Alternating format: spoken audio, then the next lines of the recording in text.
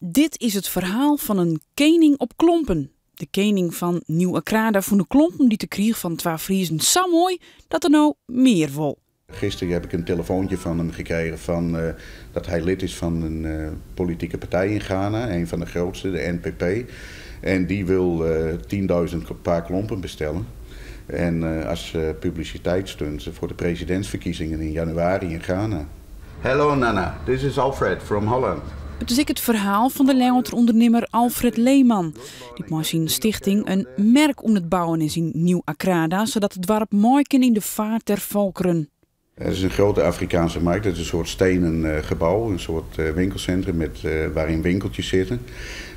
Winkels worden op jaarbasis verhuurd. En met de opbrengst van die winkels gaan wij andere goede dingen doen in Ghana. Zoals bijvoorbeeld de bouw van een schooltje of iets voor gehandicapte kinderen.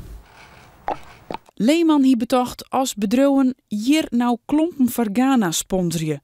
En dus nam er een paar mooi om zin te litten. Maar koning Nana Okrukata rint er nog altijd op. Ja, hij vond het echt een statussymbool. En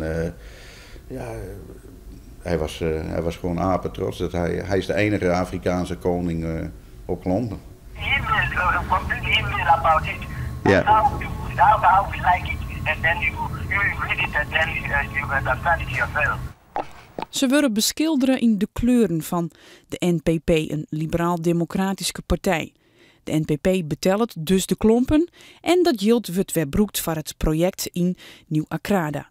En waar rennen ze dan nog lang en lokkig op klompen.